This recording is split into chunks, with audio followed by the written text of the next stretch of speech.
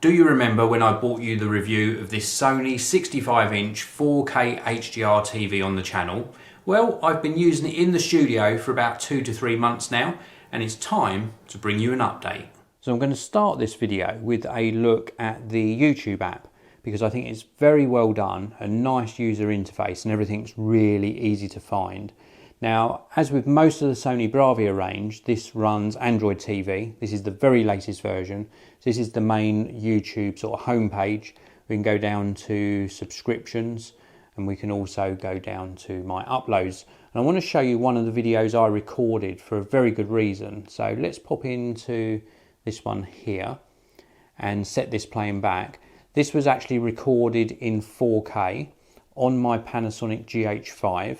And the reason I wanted to show you this is not only to give you a demonstration of how crisp and clear the picture is, but also to talk to you about colour accuracy. Now, I'm sitting in my studio at the moment. You can see the two speakers either side of my television, and you can see one of the speakers in this very shot.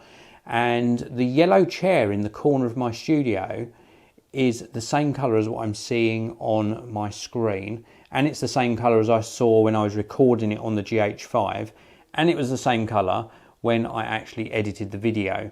So the colour accuracy is very, very good indeed. So I'm really impressed with not only the great picture quality and the great sound quality, but also the colour accuracy as well.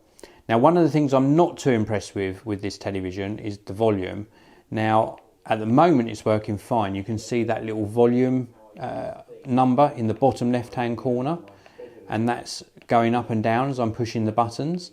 But on occasion the UI seems to get so laggy. Now, I mentioned this in my initial review at how impressive the speed was, but certainly over time, over the last 2 to 3 months, the responsiveness on some of the button presses that you make with the remote control are not fantastic. It's pretty good at the moment, but sometimes it just lags behind. Like, I'm pushing a button now and it wasn't responding. It took 3 button presses to get it to come back to this main user interface. So let's take a very quick look around this, because this is one of the other highlights that I do really like about this particular telly. We've got like featured content at the top. We've got U-View, we've got smart turn on, we've got some other content here as well, and it's just really easily accessible. I do like this a lot. Now, if we go all the way back over to the left, and then we just go down, we didn't need to go all the way back over, but what I sometimes find happens, there we go, that was another button push and it didn't move across.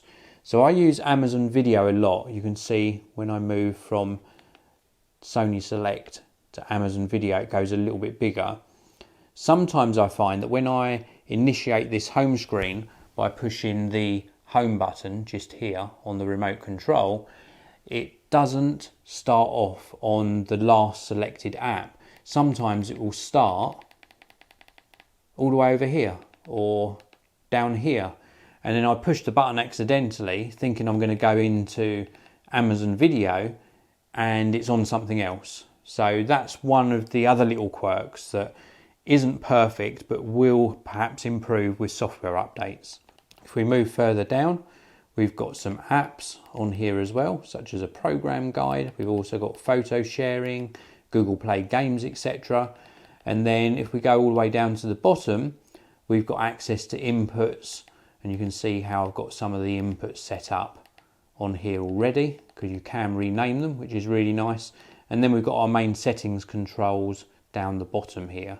So it's really nicely laid out, and I wanted to give you this update just to let you know that it is nearly perfect, apart from some of those delays with button presses. That's the main cause of concern at the moment, is sometimes when I'm pushing a button on the remote, which is in fact a really nice remote, it's really nicely laid out, but sometimes it just doesn't register the first button press, and you push it again, and then you push something again, and then it skips across to something you didn't mean to even select, because you think it hasn't sort of registered that button press. So you push something maybe 2 or 3 times, and then you find the icon sort of whizzing across the screen, which is not great.